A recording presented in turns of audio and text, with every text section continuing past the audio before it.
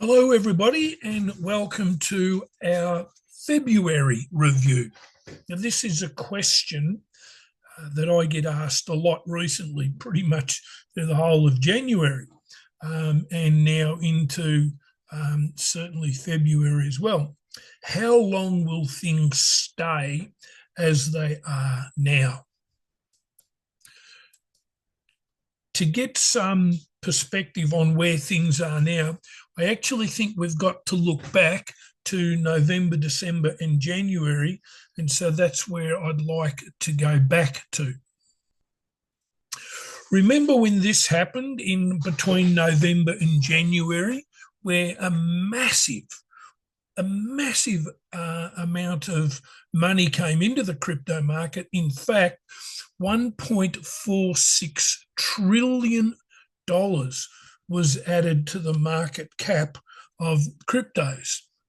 Now, to give you trying to put a bit of a picture on that, as of November 24, just assume this blue rectangle represents the crypto market cap, and that's what started from April 2013 through to November the 4th, 2024. And you can see, obviously, the greater amount of increase was done in the second half of this period. But on average, over that whole period of time, $5.33 million each day was added into the crypto market cap.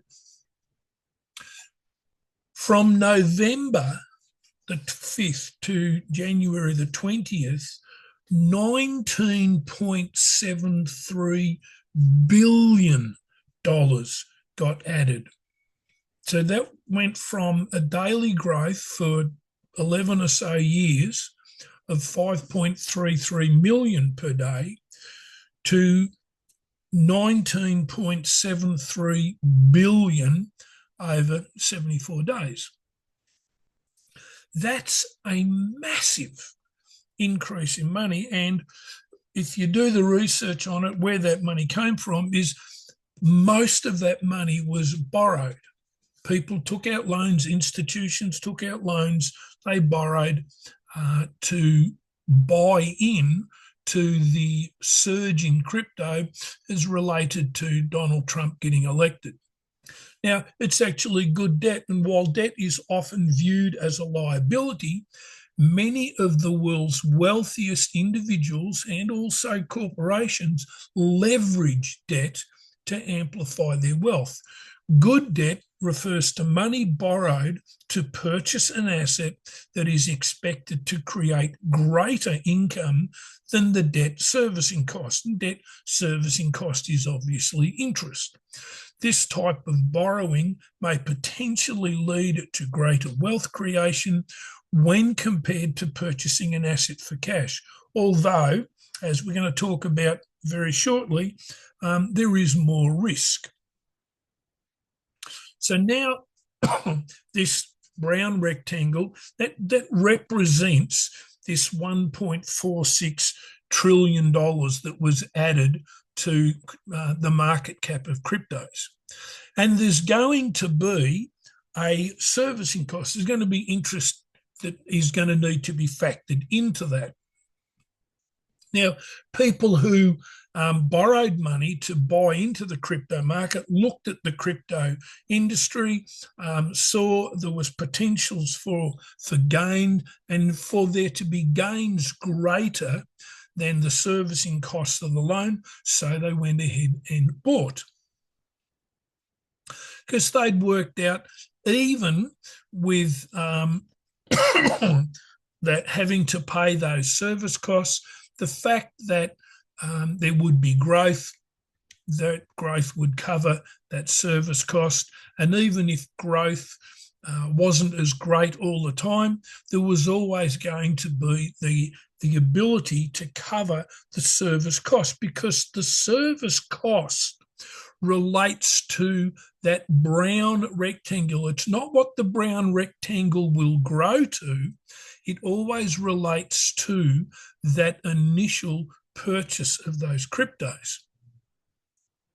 And so that's where we ended up at the end of January 2025 with a market cap of $3.2 trillion as a market cap for cryptos.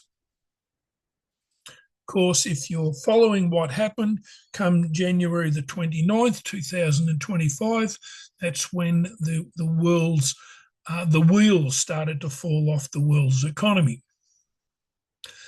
And so people and institutions that had cash, available cash, were in a dilemma as to what do they do in regards to servicing costs. And some of the things that created this concern was that we knew that at the end of January, the trade tariffs that Donald Trump had talked about that were going to be levied against Mexico, Canada, and China, they were to come in February, 1st of February.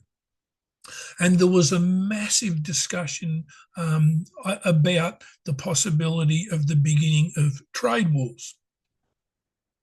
We also know on January the 29th that the US Fed didn't cut interest rates, and that makes bonds and cash assets more attractive for people to continue to own. And we also know that the US inflation rate came in higher than was expected, which also reduces discretionary spending. And that leaves people with the dilemma, and it's a tug of war, is how do you service a debt? How do you come up with the money? Because you can use the cash that you've got and hold on to your cryptocurrencies and wait till the value goes up, or you can sell some of those crypto assets that you've got and keep your cash. Well, it's obvious by what happened, and we're going to talk about it just a couple of slides from now, is that people decide to liquidate their cryptos and keep their cash. And that wasn't just in people not wanting to sell their cryptos. There was many instances where people held onto their cash, and global liquidity was reduced. People hanging on to their money meant that people were not putting money into the market, doing anything. Everybody was just waiting to see what would happen with these tariffs, what would happen generally around the world. So that $1.46 trillion had to be paid for by liquidating cryptos, but that's what people did. On top of that, just towards the end of January, middle of February, I think it was, the Bybit exchange got hacked, and millions of Ethereum got stolen, which created an environment where people who were a little bit shaky and didn't understand crypto got worse, and they also bailed out of the crypto market. So what we see happen to the market cap of cryptocurrencies in the period of 1 month, at the end of February 28th, 2025, $440 billion had been wiped off the face of the crypto industry. And if you relate that 13.8% reduction, that 1.46 trillion became 1.26 trillion as people liquidated to service debts or liquidated because they were unsure as to the security of the crypto industry. And that's the dark cloud. That's where we got to, where we are at the moment. But as with every dark cloud having a silver lining, let's now take from there and move into some that I think is really, really good news. The first piece of good news that came out was the US ISM manufacturing index hitting above 50. Now, the ISM manufacturing industry, it stands for the Institute of Supply Management.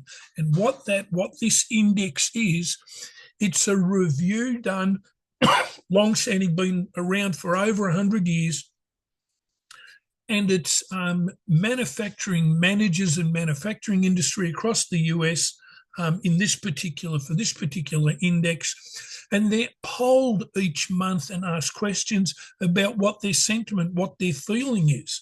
And as this is produced on the first working day of the following month, it's the first major indicator to come out each month, which tells government, it tells industry, tells investors what the sentiment, what the feeling of manufacturers are for the next 6 months. And an index score above 50, as I said, indicates a positive sentiment for future manufacturing in the US. And that was important, that this number, and it's good that this number got over the 50. And that's just how much it came up.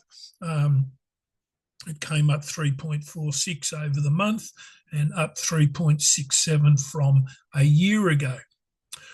Why that is particularly important in this particular month in January is that this happened without the US Fed doing any financial intervention, and it also occurred at a period of time where inflation was running higher than expected. And why all of this is important to us in the crypto world is that a 50 plus ISM has generally in the past heralded the announcement and the introduction of the new crypto alt season.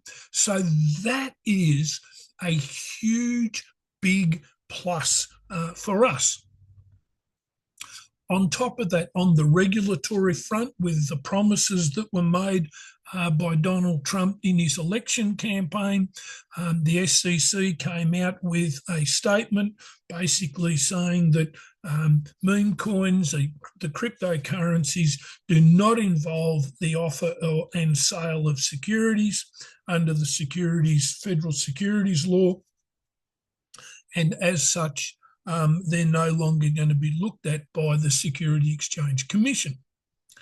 And with that, they also dropped all of the litigation and investigations into the companies of Binance, CoinSpot, OpenSea, Uniswap, Consensus, which is the company behind MetaMask, Robinhood and Gemini. So there was a massive clearing of the desk, clearing of the slate, and direction, good, positive direction for the crypto industry.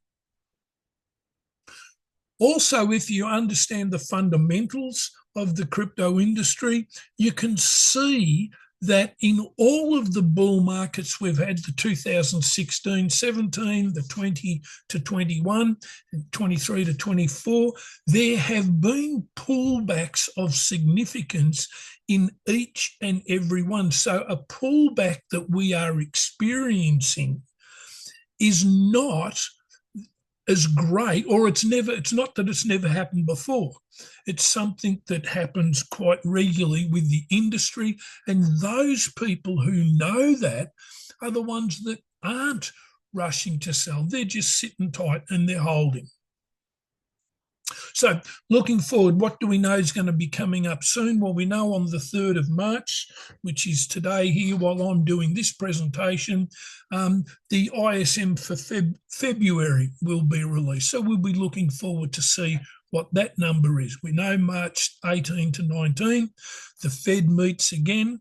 That'll be interesting to see if they do anything with interest rates. We also know on the 2nd of April, it's been suggested that's going to be the new date for the introduction of those tariffs related to the US. Now, from my point of view, that means that I'm not expecting great changes to occur during March. I have I don't have a crystal ball to look into, but that's just a feeling that I get. But I also know, because I do this nearly every day, there are still great returns on investments are still being found today in the crypto market. And I just want to go through just a couple of recent examples. On Friday, the 28th of February, over a 21-hour period, if you had taken a position with Peanut, it went up 74.03%. Now, this is my own investing in it. You can see here, there was one investment I made, just picked up 1.32%, another one 5.95%, and that was done on the same day. One was done in 6 minutes and the other one took 11 minutes. So there's still terrific profits to be made. Another example is AMP, Saturday, the March the 1st, over a 4-hour, 15-minute period, a 23.38% increase. Another one, ACH, Tuesday the 25th of February, 17.29% over 14 hours. There's still, if you look and if you do the proper diligence and you're educated and you understand how to look, there's still great opportunities to be making money every day, while we work out and while we wait and watch and see what's going to happen with these tariffs and these releases of this information that I just spoke about above. So that's the update for now. It is, to my mind, it is still a very, very positive circumstance. We're in a positive market. Would we like it to be better? Yes. Is it a market that I'm going to walk away from? No, because I know that I can still be making my 3, 5, 6% every day. So that's the update for now. I'll get this posted and certainly look forward to talking with you all again soon.